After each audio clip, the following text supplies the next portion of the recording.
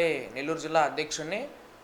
ప్రస్తుతం ఈరోజు ఈ విలేకరుల సమావేశం నిర్వహించడానికి గల కారణం ఏదైతే ఆంధ్ర రాష్ట్రంలో ఇప్పటికే ఈ యొక్క కూటమి ప్రభుత్వం అధికారంలోకి వచ్చి దాదాపు సంవత్సర కాలం పూర్తవుతా ఉంది. ఈ క్రమంలో ఏదైతే ఈ సంవత్సర కాలంలో కనీసం ఎన్నికలకు ముందు ఏదైతే ఇచ్చినటువంటి హామీలు ఏవి కూడా పూర్తి స్థాయిలో అమలు చేయకపోవడం ఈ యొక్క ప్రభుత్వం విఫలమైందని చెప్పి మేము ఈ సందర్భంగా స్పష్టం చేస్తా ఉన్నాం.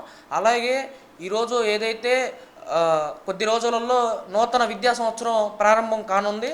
ఇప్పటికైనా ఏదైతే ఈ రాష్ట్ర ప్రభుత్వం ఈ యొక్క మొద్దు నిద్రని విడిచిపెట్టి ఖచ్చితంగా కూడా విద్యార్థులకి మేలు కలిగే విధంగా ఏదైతే ఫీజు రియంబర్స్మెంట్లు ఖచ్చితంగా కూడా విద్యార్థులకు ఆన్ టైంలో పడే విధంగా ఈరోజు దృష్టి పెట్టి పనిచేయాలని చెప్పి ఎస్ఎఫ్ఐగా మేము ఈరోజు డిమాండ్ చేస్తూ ఉన్నాం. అలాగే ఇప్పటికే దాదాపు డిగ్రీ విద్యార్థులకి ఏదైతే 3,500 కోట్లకు పైగా ఈరోజు ఫీజు రియంబర్స్మెంట్ బకాయిలు ఆగిపోయి ఉన్నాయి. ఈ విద్యార్థులు ఎవరైతే డిగ్రీ చదువుతూ ఉన్నారో ఈరోజు కాలేజీలో హాల్ టికెట్లు కానివ్వండి లేదంటే సర్టిఫికేట్లు తీసుకోవాలంటే చాలా ఇబ్బందులు పడి ఈరోజు ఈ యొక్క కాలేజీలకు వెళ్ళే విద్యార్థులు ఇబ్బందులకు ఎదుర్కొంటూ ఉన్నారు. వీటికి సంబంధించి ఎటువంటి స్పష్టత గత సంవత్సర కాలం నుంచి ఈ యొక్క కూటమి ప్రభుత్వం చూపించకపోవడం అనేది ఖచ్చితంగా కూడా సిగ్గుచేటు.